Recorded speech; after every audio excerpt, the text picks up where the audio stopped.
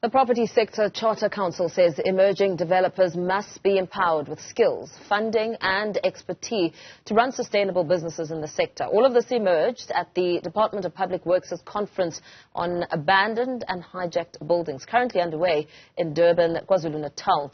The CEO of Private Property Sector Charter Council, Portia, Tau-Sekati, spoke to Newzroom Afrika's Ntando, Mnyandu. As the conference gets underway, discussing all matters, property and infrastructure development and management, we've seen a number of captains of industries coming close to sit around the table and discuss issues relating to abandoned buildings, hijacked buildings, but also the property sector as a business, But right now I'm joined by Portia Tau-Sekati, who's the CEO of Property Sector Charter Council. Portia, thank you very much for your time. You're here.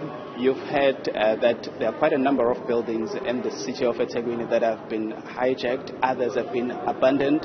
Mostly you'll find buildings that belong to private individuals, but also buildings belonging to the public sector. Okay, as the council, how are you viewing this sketch of hijacked buildings? Look, the hijacked buildings, obviously, it has a big impact into our industry, and we all need to find solutions for this kind of solutions. And it's both private and public. In certain cases, you've got buildings that have been, they are private sector led, and so you find that the people have not paid whatever rates and taxes. The amount have bulked up to an extent that the person rather says, it's better off that I leave this place abandoned.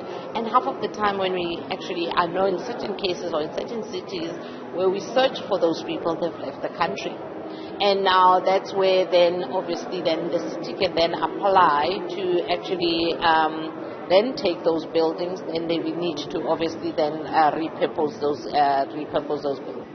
The government is looking at, leasing out certain buildings to private users who will maintain and obviously make profits. But the property sector is such a closed niche which demands a lot of capital at times. How do ordinary South Africans, previously disadvantaged, who wants to break into the market, take over these, unutilized buildings and repurpose them and then use them to generate money whilst assisting the government, Correct. Actually, the private sector, when it comes to money part, that's actually a big barrier. So, if you're going to take a building of about 100 million, at the very least, when you are very good, they'll probably ask you for about 30% equity. That's 30 million. Not too many people will then have that 30 million under their pillar. So we also need to look at various solutions in which we can assist.